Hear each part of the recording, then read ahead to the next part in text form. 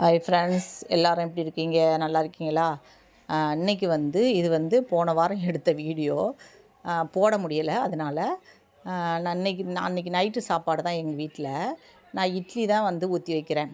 இதில் இட்லி சாஃப்டாக வர்றதுக்கு ஒரு விஷயம் நிறையா இருக்குது. அதில் ஒன்று, அடுப்பு தண்ணி ஊற்றி வச்சுட்டு அடுப்பை நல்லா ஃபுல் ஃப்ளேமில் வச்சுட்டு தண்ணி நல்லா கொதி வந்த பிறகு மீடியம் ஃப்ளேமோட கம்மியாக வச்சுட்டு அப்புறமா இட்லி தட்டை வச்சு நம்ம மூடி போட்டு வச்சோன்னா கரெக்டாக 7 நிமிஷத்தில் இட்லி வெந்துடும். அதை விட ரொம்ப நேரம் விட்டால் கூட இட்லி ரஃப் ஆயிரும். அந்த 7 நிமிஷத்துக்குள்ளேயே நம்ம வெந்துடும். எடுத்துட்டோன்னா இட்லி நல்லா சாஃப்டாக இருக்குது. அப்படி தான் நான் செய்வேன். அப்புறம் இன்னொன்று எப்படி கேஸை மிச்சப்படுத்துறது அப்படின்னு சொல்லிட்டு நான் இட்லியில் தண்ணி வைப்போம்ல, நான் ஒரு ஏடு ஊற்றுவேன். இப்போ அதை 3 தட்டு வைப்பேன். ஆனால் இப்போ அதுக்கு ஒரு டீ டம்ளரில் 3 டம்ளர் தண்ணி வச்சாவே போதும்.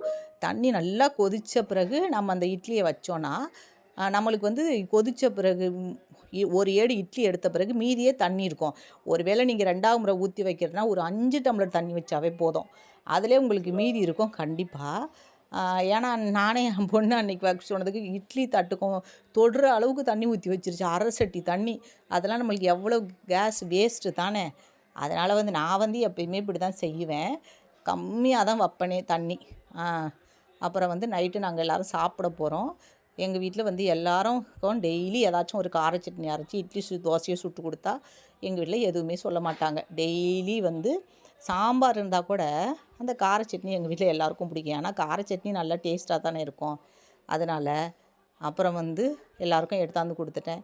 நான் பச்சடி வச்சு தான் சாப்பிட போகிறேன். பச்சடியும் ரொம்ப டேஸ்ட்டாக இருக்கும், கார சட்னியும் நல்லாயிருக்கும்.